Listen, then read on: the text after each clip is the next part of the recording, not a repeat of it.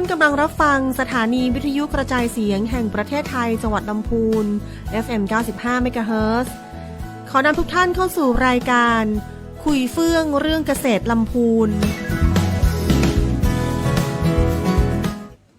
ค่ะสวัสดีค่ะท่านผู้ที่กำลังรับฟังอยู่ทุกท่านนะคะวันนี้นะคะในส่วนของสำนักงานเกษตรจังหวัดลำพูนนะคะสำนักงานเกษตรอำเภอป่าซางนะคะวันนี้เราจะชวนเกษตรกรมาคุยกันในรายการคุยเฟื่องเรื่องเกษตรค่ะวันนี้เราก็จะเชิญเป็นในส่วนของแปลงใหญ่นะคะลำไยตำบลป่าซางนะคะก่อนที่จะคุยกับทางตัวแทนของกลุ่มนะคะจะขอแนะนำตัวก่อนนะคะชื่อเสาวภาสวัสดิมงคลนะคะตำแหน่งเป็นนักวิชาการส่งเสริมการเกษตรชำนาญการพิเศษนะคะอยู่สำนักงานเกษตรอำเภอป่าซางค่ะและในส่วนของท่านเกษตรกรนะคะที่ข้ามวอร์ดในวงการลำไยนะคะขอทางพี่น้องแนะนำตัวหน่อยค่ะค่ะสวัสดีเจ้าชื่อสุมิตาชัยเวียงชื่อพี่น้องชาวอยู่วิสาหกิจชุมชนแปลงใหญ่ลำไยตำบลป่าซางเจ้าค่ะวันนี้ก็คุยกับพี่น้องเนาะนะคะตอนนี้ลำไยก็เริ่มออกสู่ตลาดแล้วนะคะเนาะมันในส่วนของปีนี้เนาะนะคะลำไยก็ผ่านไปแต่ละส่วนเนาะก็ค่อนข้างนักนะคะเนาะในส่วนของกลุ่มนี้เองนะคะก็จะมีกิจกรรมหลากหลายเนาะนอกจากจะเป็นวิสาหกิจชุมชนเป็นแปลงใหญ่ตัวนั้นก็ค่ะพี่น้องเป็นแปลงใหญ่แล้วก็เป็นอีกบทบาทหนึ่งก็เป็นสหกรณ์ชื่อกลุ่มอย่างคะสหกรณ์อยู่ในกลุ่ม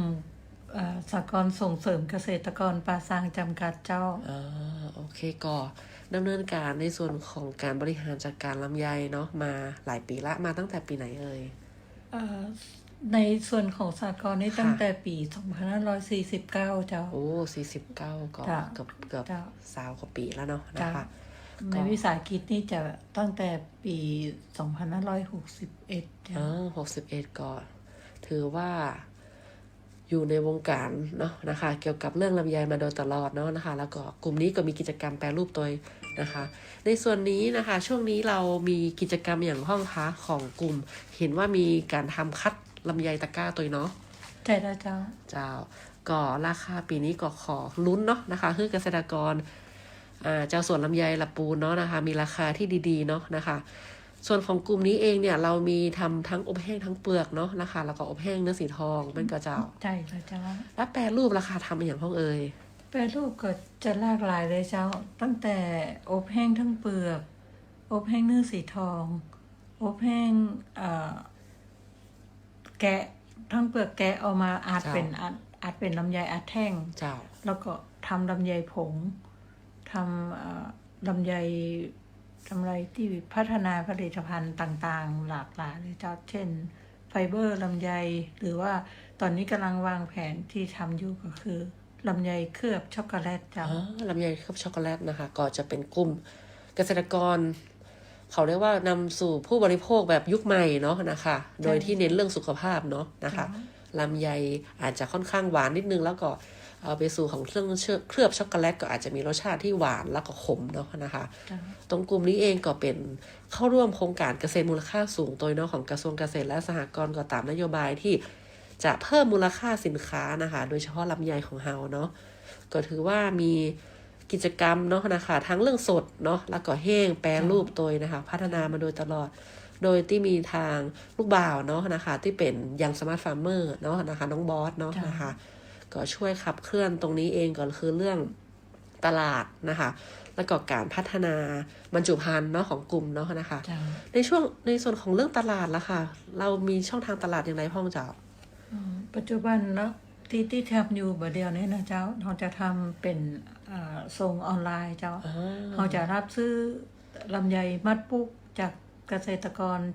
สมาชิกของเราและต้องนอกเลยเจ้าถ้าว่าเกษตรกรที่เพิ่นมีปัญหาแล้วเพิ่นมาแสดงความประสงค์ที่จะส่งเราก็รับซื้อเจ้าเราก็จะทำเป็นเอาซื้อเป็นมัดปุ๊กแล้วเอามาคัดแหมกำหนึ่งเอามาอบซันเฟอร์เจ้าแล้วก็บรรจุลงตะกร้าละ3กิโล5กิโลแล้วก็10กิโลเจ้าส่งออนไลน์ทั่วประเทศเลยเจ้าก็ช่วงนี้นะคะก็มีช่องทางการตลาดมากมายเนาะนะคะเดี๋ยว เราเกริ่นนำในช่วงแรกก่อนเนาะนะเจ้าแล้วเดี๋ยวพอช่วงที่2นะคะเดี๋ยวคงขอพี่น้องมาเล่าให้เราฟังต่อเนาะนะคะเดี๋ยวช่วงแรกก็พักฟังเพลงก่อนนะเจ้าค่ะ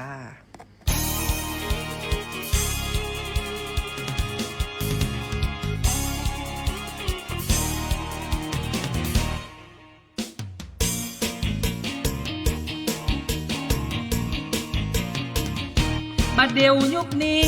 มันทันสมัยเกษตรกรไทยก้าวล้ำ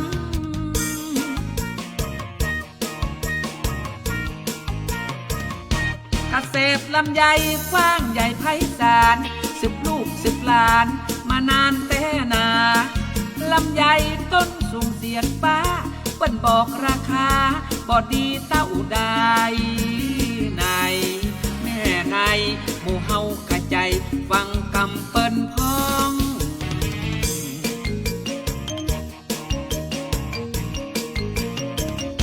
ตั้งการเกษตรได้นำบอกจีมันมีวิธีคือมีกำไห้ตัดจ่อแต่งสินรวนดินนอกในกำไห้คือผลผลิตแถมกำหน่วยใหญ่นั้นหนามีราคาล้ำหน่วยน้อยดกดำมันขายบ่ออกบ่เหมือนสาวๆสูงยาวเข้าดีอวบใส่พีลีแม่นมัน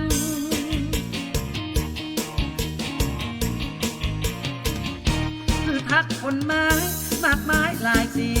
วันนี้วิธีตัดแปลงแต่งไว้ลำไยเป็นสินเป็นทรัพย์ปลูกกันตะครับตามปู่ย่าตายายนายแม่นายปลูกปะลำไยหน่วยใหญ่ขายคล่อง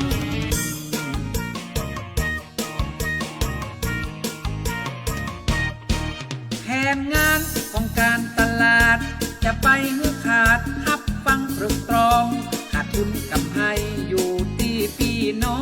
งถูกต้องจะใจท้องเส้นใหญ่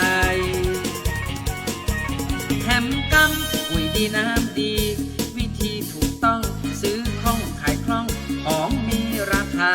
เพราะอย่างสาวน้อยสาวนักศึกษาถูกใจถูกตาเบาเท่า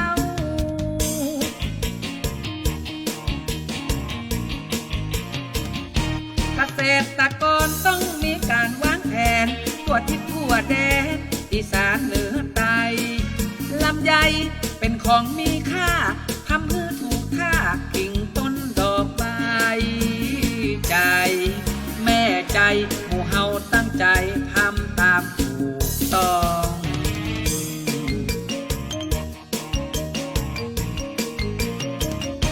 ไก่งามเพราะคนงามเพราะแต่งพัฒนาขันแข่งในท้องตลาดสินค้าลำไยถูกใจต่างชาติ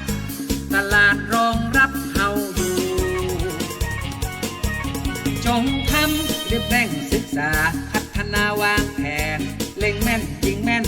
จะมีกำไรปลูกพืชวางคนแปลงต้นวางหน่วยคือร่ำคือรวยทวน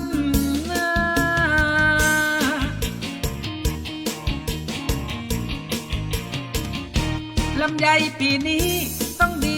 แน่ๆมีวิธีแก้บ่ให้ขาดทุนลำไยหน่วยใหญ่ใบหนามันเป็นที่มาของการเพิ่มพูนเจ้าคุณกำให้เพิ่มพูนเรื่องขาดทุนบ่เสี่ยง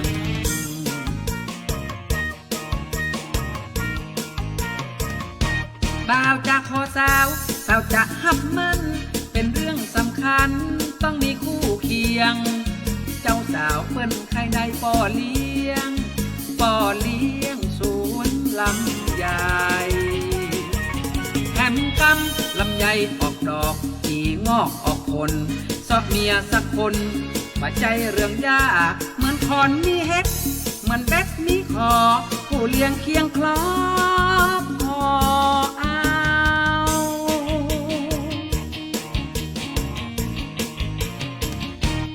มากำนี้เฮามีจุดหมายอยากสวนลำไยถูกต้องคัดสรรเรื่องภู คุยเรื่องน้ำคือมันงดงามผิวเรียบเหลืองทองพี่ทองมีเงินกายกองจะลองไปเมืองนอก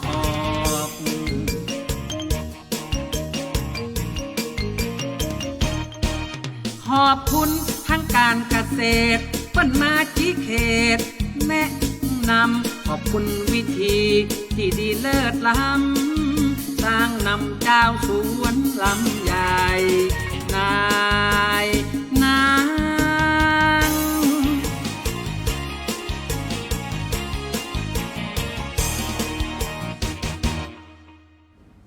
ค่ะสวัสดีเจ้าเข้ามาสู่ในรายการคุยเฟื่องเรื่องเกษตรลำพูนช่วงที่2นะคะเมื่อกี้เราก็ได้พูดคุยไปแล้วเนาะนะคะในส่วนของกิจกรรมของกลุ่มแปลงใยลำไยตำบลป่าซางนะคะว่ามีการผลิตลำไยเนาะที่มีคุณภาพนะคะมีการรับซื้อลำไยทั้งสดทั้งร่วงเนาะแล้วก็การแปรรูปสินค้าเกษตรเพื่อเพิ่มมูลค่าสินค้าเกษตรลำไยของอำเภอป่าซางนะเจ้าในส่วนของลำไยค่ะพี่น้องปีนี้สถานการณ์ลำไยนะคะลำไยในฤดูกับนอกฤดูนี้ปอกันนะเจ้าในส่วนของในฤดูเนี่ยคาดการณ์แล้วนะคะประมาณ 55% เนาะแล้วก่อนนอกฤดูประมาณ 45% นะคะในส่วนของเจ้าสวนเกษตรกรก็ทางสำนักงานเกษตรอำเภอป่าซางเขาก็จัดส่งเสริมนะคะเนาะคือมีการผลิตลำไยคือมีคุณภาพนะคะจะได้มีการรับซื้อนะคะตามความต้องการของตลาดเนาะเพราะว่าเดี๋ยวนี้เนี่ยหมู่ผู้บริโภคเนาะก็จะมีความต้องการในส่วนของลำไยพรีเมียมลำไยที่มีคุณภาพเนาะนะคะแล้วก็จะต้องมีการส่งออกเนาะนะคะไปทั้งจีนทั้งต่างประเทศแล้วก็บริโภคในประเทศตัวเนาะนะคะในส่วนของกลุ่มนี้นะคะอย่างเมื่อกี้พี่น้องได้เล่าให้เราฟังเนาะนะคะว่าการมีการขายลำไยเนาะในการบริหารจัดการของกลุ่มสหกรณ์นี้แล้วก็ขายลำไยออนไลน์มั่นก็คะตั้งกลุ่มพี่น้องดูอย่างไรคะว่าเกษตรกรเนี่ยอาจจะแนะนำชาวสวนเกษตรกรเนาะว่าจะได้ผลิตลำไยเนี่ยคือตรงกับความต้องการของตลาดตั้งกลุ่มเนี่ยพอจะมีข้อมูลหรือจะแนะนำเจ้าสวนได้ก็คะขอพี่น้องได้แนะนำเจ้าสวนว่าจะผลิตลำไยอย่างใดคือมีคุณภาพเจ้าได้เจ้าถ้าจะบอกว่าลำไยคุณภาพเนี่ยมันก็ต้องดูแลนะเจ้าการดูแลรักษาการที่จะพัฒนาผลิตภัณฑ์ลำไยของจังหวัดลำพูนเฮาเนี่ยอำเภอป่าซางก็เป็นหนึ่งในจังหวัดลำพูนที่ว่ามีชื่อเสียงในการผลิตลำไยคุณภาพนะเจ้าการที่เฮาทำคุณภาพก็จะได้กับการแนะนำจากเกษตรอำเภอป่าซางของเฮานะเจ้าในการพัฒนาผลิตภัณฑ์หรือว่าผลิตผลของลำไยเฮาและส่วนหนึ่งหลังจากที่ผลิตลำไยจากสวนแล้วเฮาก็จะต้องมาคัดเลือกแห่งกรรมหนึ่งนะเจ้าคัดแยกลำไยที่เป็นเกรดเพื่อเอามามัดปุ๊กมัดปุ๊กนี่ก็คือส่วนที่เฮาคัดออกมาก็คือถ้าอู้ในส่วนของเฮาก็คือ1 2นะเจ้าคือเอาลำไย AA บวกกับเกรด A ซึ่งบ่เกิน85 ถึง 90 ลูกต่อกิโลเอามามัดรวมกันนะเจ้าแล้วก็ในปุ๊กนั่นจะต้องบ่มีเชื้อราดำราขาวจะต้องบ่มีรูแมลงเจาะจะต้องบ่มีโรคอย่างที่มันเป็นเพี้ยเป็นอะไรอย่างนี้นะเจ้าแล้วก็นอกจากนั้นก็จะต้องมัดถึงมันเป็นปุ๊กงามๆบ่ใช่ห้อยย่อยอย่างนะเจ้าเสร็จแล้วนอกจากนั้นเราก็ต้องจักหนังยางขึ้นมาถึงก้านที่โผล่ขึ้นมาจากมัดหนังยางก็ประมาณ4 นิ้วมัดแล้วก็ตัดนะเจ้าตัดกิ่งออกวิธีการกัดกิ่งสมัยก่อนน่ะเจ้าสวนเฮามักจะใช้มีดโกกลงโป๊กเนี่ยแล้วก็มันจะทำให้ลำไยที่ในพวงร่วงทำไมไม่เฮาก็จะใช้เป็นกรรไกรตัดกิ่งเนาะมันก็จะดีขึ้นมาเยอะเลยการที่ออกมาเป็นพวงแล้วมันก็จะทำให้สวยงามแล้วก็นอกจากนั้นนะเจ้าเฮาก็ต้องเอามาเรียงไว้ในตะกร้าซึ่งห้ามฟาดเรียงเป็นกู้แล้วก็เรียงเป็นจั่น2จั่นนะเจ้าขนาดนั้นแล้วก็เสร็จก็เอามาส่งที่กลุ่มลำไยต้องบ่เปียกน้ำนะเจ้าเพราะว่า ในขณะที่เราเก็บลำไยเนี่ยมันจะเป็นช่วงหน้าฝ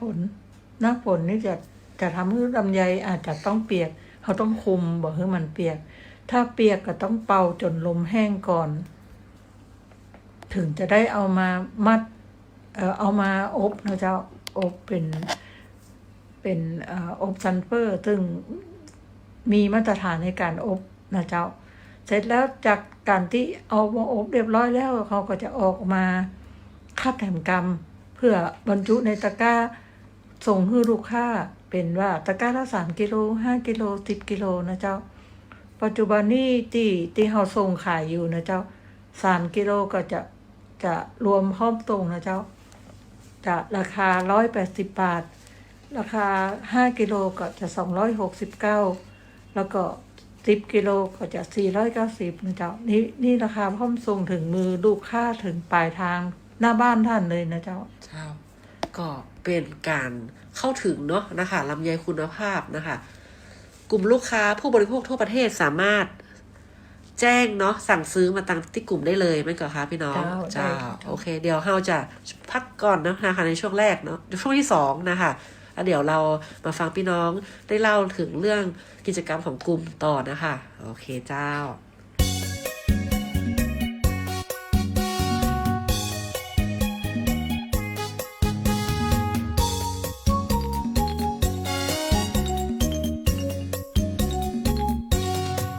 เจิญทุกคนกินผลไม้ไทยกินบัลลำไยเจิญพี่น้องทุกท่านรสชาติมันดีได้ตึงหวานตึงมันมีสารครบครันกินตึงวันบาปูตื่นเอาแป้งยังกดได้นะครับแป้งสารพัดคุณประโยชน์ดาดดืนเจาะหน่วยต้นใบหาดจำไว้เป็นย่าอย่าลืมจะเอากินเอาดื่มใจได้ดีเหมือนกันพี่น้องหมู่เฮาตั้งหลายตึงแม่ยิงป้อใจไผ่ละก็หันเอามาดัดแต่งเติมแล้วนั้นได้หลายอย่างหลายอันสารพันเลือกเอาลำไยกระป๋องบะลำไยอบแห้งราคาบะแป้งกินกันเตอะหมู่เฮาถ้ากินไปแล้วจะกระปี้กระเป๋าลำไยอบแห้งของเฮามีสารต้านมะเร็ง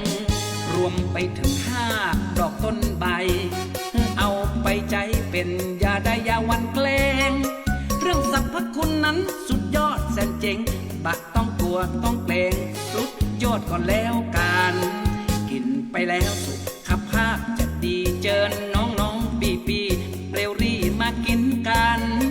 เพื่อสุขภาพที่ดีกินทุกวันประโยชน์ลำไยนั้นมากมายเหลือเกินอย่างใบต้มแก้ไขมาเลเรียหูแล้วกินเหียฤทธิ์สีดวงก็หายถ้าเป็นไข้หวัดซัดไปแล้วสบายดอกปะลำไยแก้ฝีนงได้ดีเกิดเนื้อปะลำไยใจได้บอกพลาดคนเป็นโรคประสาทอ่อนหายเพลิดเพลินส่วนเม็ดของมันแก้กลัดเลื่อนให้ดีเหลือเกินหากแข้งเฮาอย่าเมินแก้วิงเวียนศีรษะ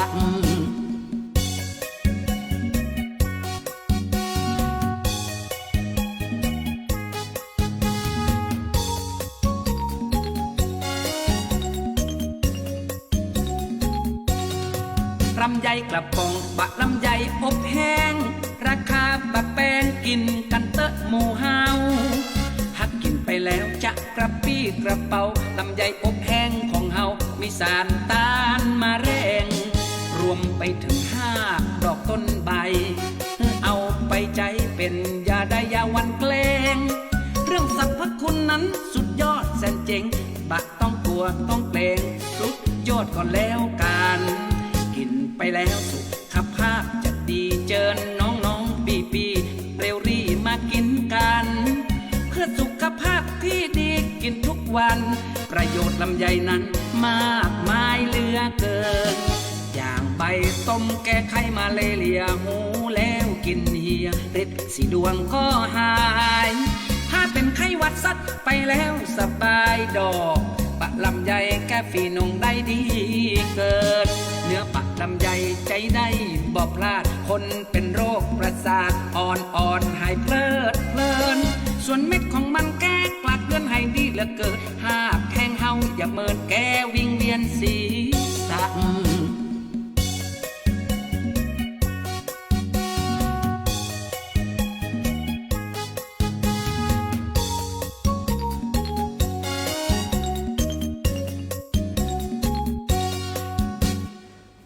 ค่ะเข้ามาสู่ช่วงที่3นะคะเนาะวันนี้อยู่ทางกับเกษตร1นะคะแล้วก็ทางพี่น้องนะคะตัวแทนของแปลงใหญ่ลำไยตำบลป่าซางเนาะนะคะเข้าสู่ช่วงที่3แล้วเดี๋ยวก็จะชวนพี่น้องคุยในส่วนของเมื่อกี้พี่น้องอู้ไปแล้วเรื่องราคาเนาะนะคะแล้วก็ในการสั่งเพื่อเฮาท่านที่รับฟังอยู่ตอนนี้สนใจเนาะนะคะอยากจะสั่งลำไยสดๆจากเมืองลำพูนนะคะส่งคือญาติที่อยู่กรุงเทพนะคะทางใต้เนาะทั่วประเทศเลยมั้งคะพี่น้องเดี๋ยวขอพี่น้องบอกราคานิดนึงนะคะว่าช่วงนี้ทางกลุ่มเฮาเนี่ยมีโปรโมชั่นอย่างใดพ้องนะคะเรียนเชิญเจ้าช่วงนี้นะเจ้าเฮาจะส่งผลิตภัณฑ์เป็นตะกร้าพร้อมราคาส่งพร้อมราคาขายพร้อมลำไยหมดเลยนะเจ้าก็ตะกร้าละ3กิโล180 บาทตะกร้าละ5กิโล269 บาทแล้วก็ตะกร้าละ10กิโล490 บาทส่งถึงมือลูกค้าถึงหน้าบ้านเลยนะเจ้าโดยการจัดส่งของเคอรี่เจ้าค่ะสมมุตินะคะสำหรับผู้ที่รับฟังตอนนี้ก็สนใจเนาะนะคะว่าอยากจะสั่งลำไยสดๆลำไยคุณภาพของกลุ่มเนี่ยส่งให้ญาติต่างกรุงเทพเนี่ยค่ะหรือทางทั่วประเทศของเฮาเนี่ยต้องสั่งทางช่องทางไหนค่ะหรือว่ามีเบอร์ติดต่อก่อนคะพี่น้องมีเจ้าต้องสั่งทางช่องทางไลน์หรือว่า Facebook หรือว่าเข้ามาที่กลุ่มได้เลยเจ้าที่หน้าสหกรณ์ส่งเสริมเกษตรกรป่าซางจำกัดหน้าวัดหนองหอยเจ้าตรงป่าซางเจ้าค่ะก็สามารถเข้ามาสั่งที่กลุ่มได้เนาะนะคะเพราะช่วงนี้กลุ่มกระตึงมีการทำลำไยตลอดอยู่แล้วเนาะนะคะหรือช่องทางไลน์แล้วก็ Facebook เนาะนะคะถ้าเป็นเบอร์โทรแล้วคะมีเบอร์โทรนะเจ้าเบอร์โทรนี่สามารถแอดไลน์ได้เลยนะเจ้า063-539-4498เจ้าอีกรอบนึงค่ะพี่น้อง063-539-4498นะเจ้าเบอร์นี้แอดไลน์ได้เลยนะเจ้าแล้วก็สั่งของในไลน์ได้เลยเจ้าก็ถือว่าเป็นช่องทางหนึ่งเนาะนะคะกลุ่มแปลงใหญ่แปลงนี้นะคะเป็นทั้งวิสาหกิจชุมชนเป็นทั้งสหกรณ์นะคะก็ดำเนินการบริหารจัดการลำไยนะคะตลอดทั้งปีอยู่แล้วเนาะนะคะซึ่งในช่วงนี้เนี่ยก็ถือว่าเป็นช่วงไฮไลท์ของลำพูนแล้วกันเนาะนะคะซึ่งจะเกิดรายได้ให้กับเจ้าสวนเนาะนะคะแล้วก็ทางพี่น้องในพื้นที่ของลำพูนเฮานะคะอยากให้มีราคาปีนี้อยากขอขึ้นลำไยมีราคาดีๆเนาะพี่น้องเนาะนะคะก็จะส่งผลให้กับรายได้ของภาคการเกษตรของลำพูนให้ดีขึ้นเนาะนะคะในส่วนของวันนี้เนาะนะคะเราก็ได้มาพูดคุยกับทางกลุ่มตัวแทนของทางกลุ่มแปลงใหญ่ลำไยตำบลป่าซางนะคะอำเภอป่าซางก็สามารถเข้ามาแวะชมเนาะดูผลิตภัณฑ์ได้นะคะอยู่ตรงหน้าวัดหนองหอยนะคะตำบลป่าซางเนาะนะคะก็สามารถเดินทางมาได้อย่างสะดวกอยู่เนาะนะคะแล้วก็ถือว่าเป็นอีกกลุ่มหนึ่งนะคะเป็นกลุ่มต้นแบบของทางอำเภอป่าซางเองเนาะนะคะซึ่งมีกิจกรรมทั้งต้นน้ำกลางน้ำแล้วก็ปลายน้ำนะคะเป็นกลุ่มต้นแบบที่มีเกษตรกรต่างจังหวัดมาดูงานเรื่อยๆเนาะนะคะตรงนี้ก็ชื่นชมนะคะทางกลุ่มเนาะก็มีการบริหารจัดการอยู่ตลอดเป็นอย่างดีเนาะนะคะในส่วนของการติดต่อช่องทางการสั่งลำไยก็อย่างทางพี่น้องบอกไปเนาะนะคะหลังจากที่เราอาจจะมาแวะที่กลุ่มก็ได้นะคะหรือว่าลองติดต่อทางเบอร์โทรทางที่พี่น้องได้แจ้งไว้เนาะแล้วก็แอดในไลน์ได้เนาะนะคะก็สะดวกนะคะก็มีหลายช่องทางเนาะนะคะก็สามารถเข้ามาเยี่ยมชมกิจกรรมของกลุ่มได้เนาะนะคะในส่วนของวันนี้นะคะของทางสำนักงานเกษตรอำเภอป่าซางเนาะแล้วก็ตัวแทนของกลุ่มเกษตรกรนะคะต้นแบบของอำเภอป่าซางเองเขาก็ได้มาเล่าแล้วก็แนะนำในส่วนของการเพิ่มมูลค่าลำไยให้มีคุณภาพที่ดียกระดับลำไยนะคะให้เกิดรายได้ของเกษตรกรที่สูงขึ้นเนาะนะคะก็คงจะเป็นตัวอย่างเนาะนะคะที่ดีสำหรับ เกษตรกรนะคะที่รับฟังอยู่ตรงนี้รวมถึงประชาชนทั่วไปเนาะนะคะในส่วนของวันนี้ก็คงมามีอย่างละเนาะนะคะเดี๋ยวคงมาพบกันใหม่ครั้งต่อไปนะคะขอบคุณค่ะขอบคุณเจ้าค่ะสวัสดีค่ะเจ้า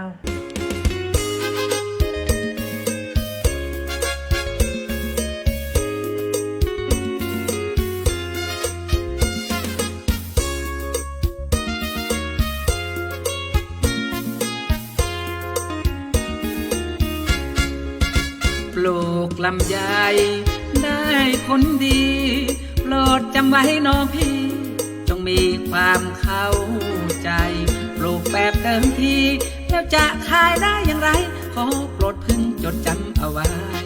ปัจจัยของการลงทุน1ปุ๋ยดีที่ต้องการมีการรับประกันของซื้อมา2ดินต้องดีมีผลพวงเป็นนักหนา3ปล่อยน้ำให้เป็นเวลาตำราค้นหาฝักใฝ่4พรวนดินเฝ้าดูแลพืชใหญ่น้อยรังแกในวงคุมใบ5คอยดูแลช่วงกิ่งและก้านใบขออย่าให้ปลงล้ำขอบไปลำไยจะได้เม็ด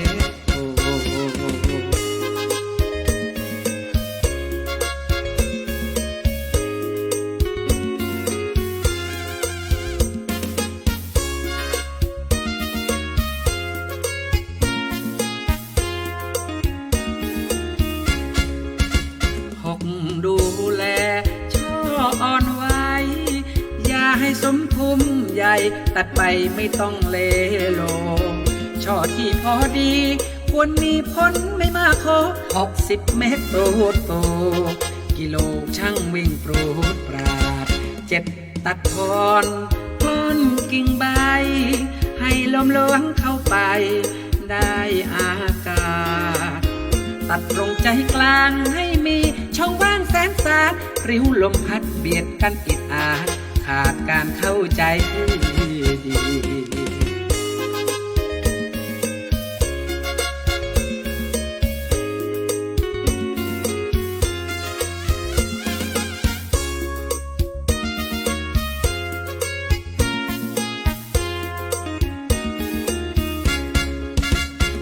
8ใส่สารพอควรมันศึกษาทบทวนให้ทวนที9ดูแลใบพิษภัยโรคร้ายมากมีขอโปรดจงโปรดร้ายดีจะมีผลได้ดังใจ10ขยันต้องผ่านทนอยากได้ผลเม็ดโตโชว์ขายได้ผลงานที่ดีเหลืองทองผิวเรียบสดใสนั้นคือผลที่ได้กำไรสุขใจมากมายเงินทอง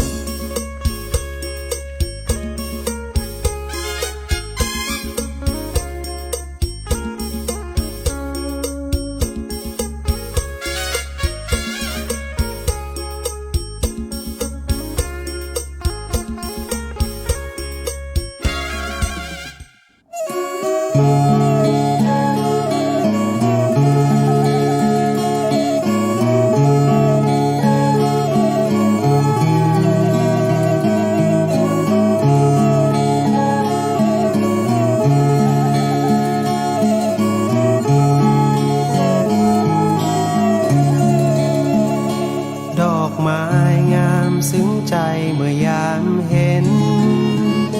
แสงจันทร์งามเด่นเมื่อยามส่องเหล่านกการ่อนทลาดูหน้ามองหมู่พมรทั้งพ้องดูงามตาเธอเป็นหญิงที่งดงามยิ่งนักยามเธอยิ้มช่างน่ารักเกินบรรยายมีความงามทั้งร่างกายและจิตใจยามใกล้หลงไหลไม่รู้เลยเธอเปรียบเป็นนางฟ้าที่ล้ำค่ายิ่งกว่านางใดด้วย ผลบุญมาแต่ชาติปางไหนสวรรค์คงเป็นใจให้เธอสาวงามลูกแม่จามเทวีสาวลำพูนเมืองที่อยู่แดนไกลใครเห็นต่างซาบซึ้งตรึงใจจะไม่ลืมนางในใจนางนี้เลย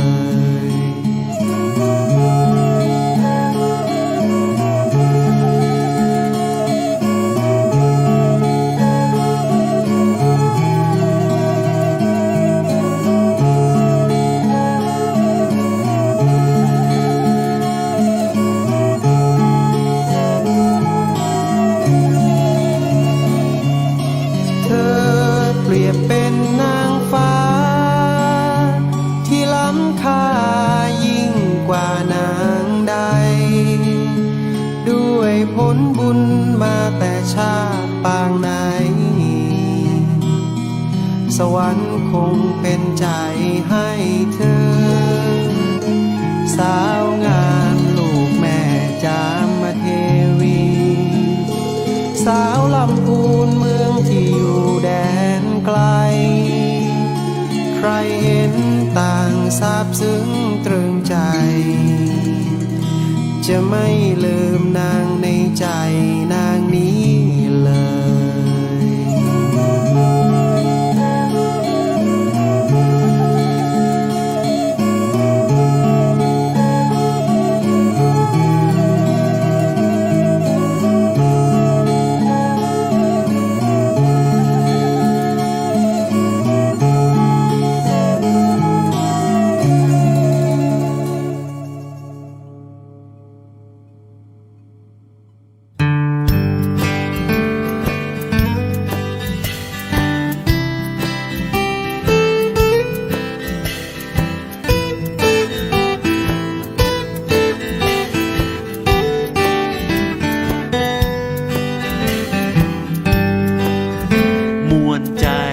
ม่วนอกม่วนใจหริปุ่นใจม่วนใจละปูเมืองเก่าห่มใต้ใบบุญเมืองนี้มีน้ำละปูนลำพูนเก่าเนานานปัง300 ปีไปหนุ่มเหล่าสาวงามรองเรืองเมืองเนื้อกระเดืองเลื่องล้ำลำใหญ่บอกไกลบอกไก่เจียงใหม่สงบห่มเย็นเป็นไปหริพุนชัยนี่ไงละปูแอวงานส่งน้ำพระธาตุไปวัดพระบาทตากผ้าทำบุญน้ำตกก็เมืองลีละปูเจ้าแม่จามเทวีที่เธอทูลไว้สาครูบาเจ้าตนบุญครูบาศรีวิจัยเป็นดีใครชวนน้องไปเตอะไปแอวไปซอกจิ้มลำใหญ่พระรอดคลังพระฝ้ายงามน้ำพวงใสเจ้าละปูนพร้อมต้อนรับด้วยน้ำใจมาเร็วไวมาม่วนใจละปู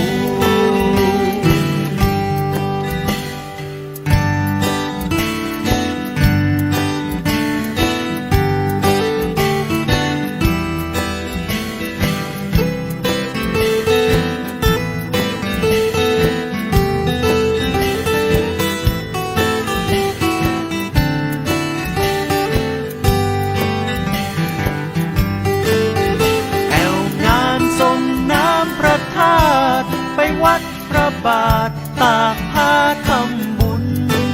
น้ำตกก็เมืองลีละปูนเจ้าแม่จามเทวีที่เธอทูลไว้สาครูบาเจ้าตนบุญครูบาศรี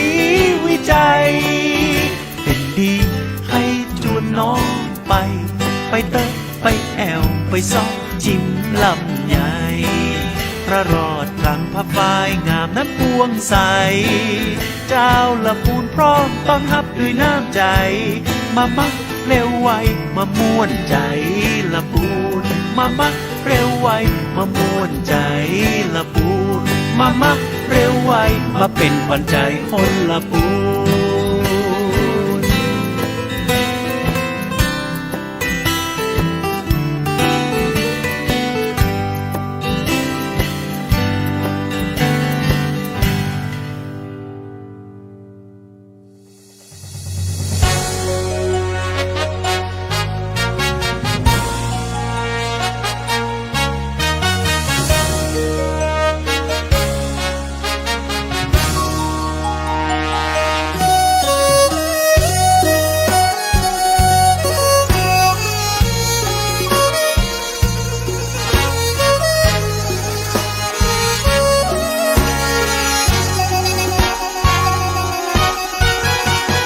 นี่คือเขตแคว้นหรินพุนชัยงดงามเลือน้ำไปไกลทินงามน้ำใจเปี่ยมในเมตตารอยยิ้มพิมพ์จิตให้ความเป็นมิตรแด่ผู้เยือนมาธรรมชาติสดใสแมกไม้นานาหมู่มวลพฤกษาลานตาทั่วไปร่มเย็นอยู่ใต้บุญบารมีขององค์ปฐมกษัตริย์จามเทวีศรีหริพุนชัยกว่า1,300 ปีทรงสร้างธานีรุ่งเรืองวิไลเมื่อครั้งก่อนการตำนานบ่งไว้หริพุนชัยยิ่งใหญ่เลืองามฟูเฟื่องอัคระเด่นล้ำศิลปะงามมากมายพุทธศาสตร์เบ่งบานสานใจประเพณีสืบไว้งดงาม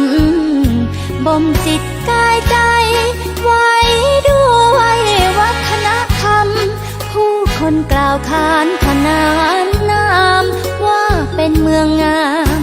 หริพุนชัยจวบจนวันนี้คือเมืองลำพูนทั่วถิ่นแคว้นแสนอบอุ่นสมเป็นเมืองบุญดังนามขานไทยอุดมสมบูรณ์ด้วยพืชพันธุ์ธัญญาหารทั่วไปเทิดทูนครูบาเจ้าศรีวิชัยอยู่เหนือจิตใจเราไปทั่วกา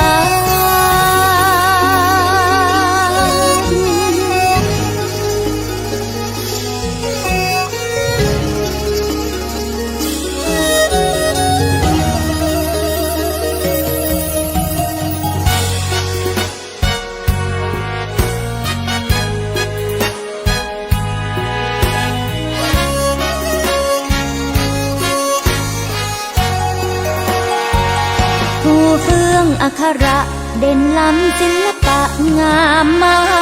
กมายพุทธศาสตร์เบ่งบานสานใจ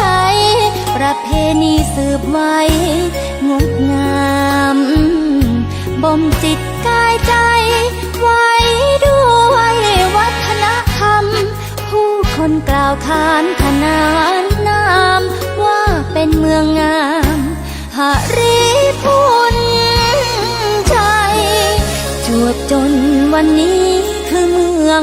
ลำพูนทั่วถิ่นแคว้นแสนอบอุ่นสมเป็นเมืองบุญดังนามขานไทยอุดมสมบูรณ์ด้วยพืชพันธุ์ธัญญาหารทั่วไปเทิดทูนครูบาเจ้าศรีวิชัยอยู่เหนือจิตใจเราไปทั่วกาล เ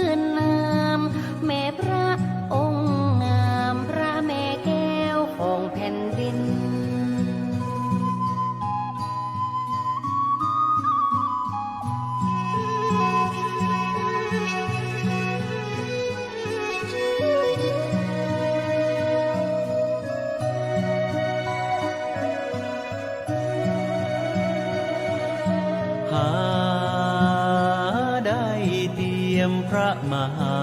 กรุณา ศิลปะชีพสร้างกาศิลป์ปรีชาเลิศล้ำสร้างคำจากดิน เป็นกาเป็นศิลป์แดนดินนิยมเย็น แม่สอนมือหูสอนมืออ่านเห็น ความทุกข์ลำเค็นเปลี่ยนเป็นเงินคำ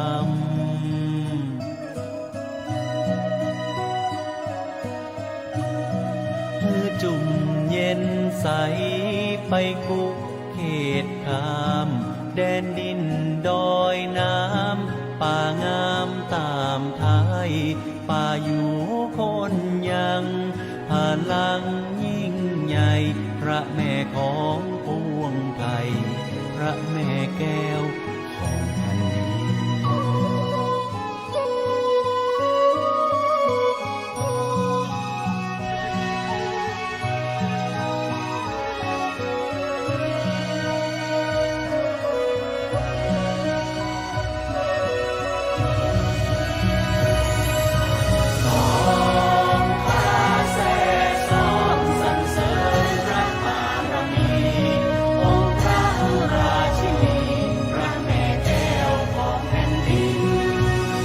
ขอบ